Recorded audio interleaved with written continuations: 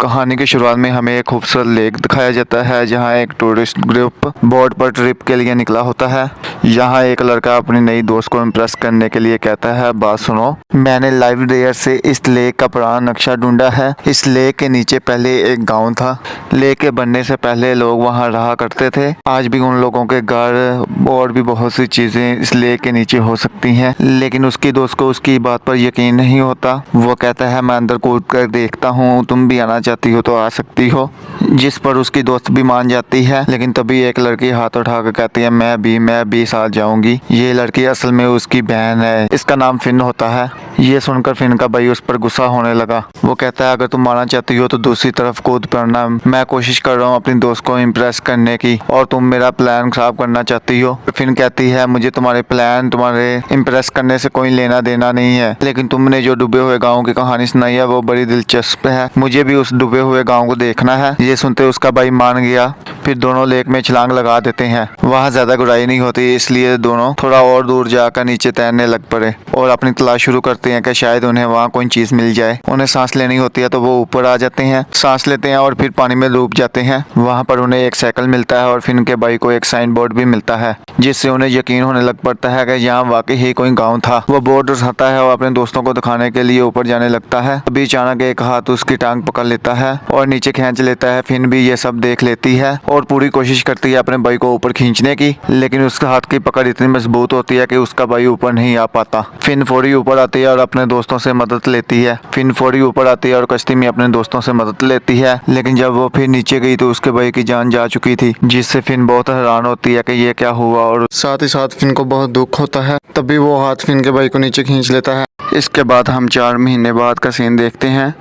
Fin को एक mental hospital से घर लाया जाता है। असल में फिन ने देखा था कि एक हाथ उसके भाई को खींच कर नीचे ले जा रहा है, लेकिन कोई उसकी बात पर यकीन नहीं करता, ना ही उसकी मॉम ना ही उसका डैड। सब यही समझते हैं कि फिन को बहुत गहरा सदमा लगा है, इसीलिए ऐसे बातें कर रही हैं, इसीलिए उसे मेंटल हॉस्पिटल इलाज के लिए भेजा गया था। उसके बाद उसे वापस घर लाया जाता है। फिल्म के डैड एक बहुत बड़े लॉ फिल्म को चला, यानी कानून की तरफ से चलाए जाने वाला फिल्म ऑफिस, इसलिए हर वक्त वो अपने बिजनेस के सिलसिले में मसरूफ रहते थे। दोनों अपने बेटे की मौत से बहुत दुखी थे, इसलिए कोशिश कर रहे थे कि इस दुख से निकल आए, पर ऐसा होना बहुत मुश्किल था। उधर फिन भी बहुत उदास होती है और अपने भाई की तस्वीरें देख रही होती है और अपनी मॉम से पूछती है क्या वो भी फिन की फेयरवेल पर गई थी, कैसा गया उसका फेयरवेल। उसकी मॉम जवाब देती है कि असल में तुम्हारे भाई की लाश नहीं मिली, इसलिए हमने उसकी फेवरेट चीजें एक डिब्बे में रखकर उसका फेयरवेल कर दिया। वो चीजें इसे सबसे ज्यादा प्यारी थी, जैसे उसके लिखे हुए एसिस जो उसने बचपन में लिखे हुए थे, कार्ड्स और जूते। तब फिन फिर कहती है, मॉम मैंने देखा था एक हाथ भाई को पकड़ के खींच रहा था और अपने साथ ले गया। लेकिन मॉम कहती है, मेरी जान तुम थकी हुई है, थोड़ा सा आराम करो, ठीक हो जाएगा। असल में फिन की मॉम उसकी बात को अभी तक नहीं थी मान रही, और जब फिन की मॉम नहाने गई तो टब से एक हाथ निकलता है जो फिन की मॉम का हाथ पकड़ लेता है। मॉम घबरा कर पलट कर देखती है, लेकिन वहाँ कुछ नहीं होता। इस वजह से मॉम को लगने लग पड़ा कि फिन शायद सच कह रही है, इसलिए मॉम इंटरनेट पर उस लेक के बारे में सर्च करती है, जिससे पता चलता है कि वो लेक कर्स्ड है, यानी शापित है। यहाँ पर अक्सर लोग अजीब तरीके से मौत का शिकार हो जाते हैं। एक हाथ मॉम के कंधे पर आया, वो घबरा कर पलट कर देखती है।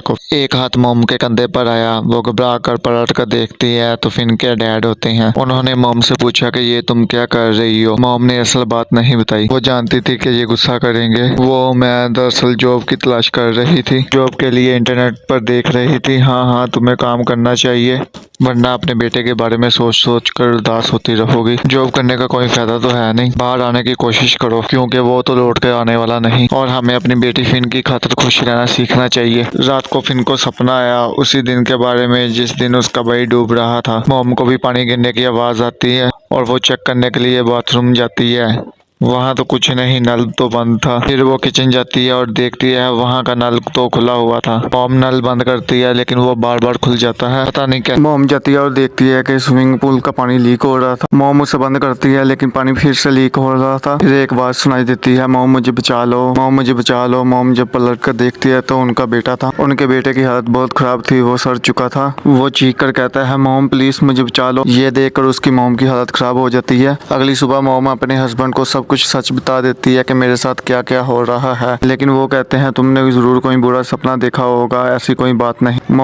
मॉम उन्हें समझाती है कि सपने तो तब आते हैं जब इंसान सोता है। मैं तो जाग रही थी, मुझे पूरी तरह से होश था। मैं अपने बेटे की लाश को ठीक तरह से ढूंढना चाहिए, क्योंकि तभी तो उसका फ्यूनरल होगा और उसकी आत्मा को सुकून होगा। मेरा बेटा चीख रहा था कि मॉम मुझे बचा लो, जानते हो तुम समझते क्यों नहीं। डैड कहते हैं हमने पूरा हफ्ता पुलिस के साथ मिलकर लेक में तलाश किया था ना, मैं उसकी लाश नहीं मिली है। मुझे लगता है कि तुम्हें भी फिन की तरह दिमागी मसला हो गया है।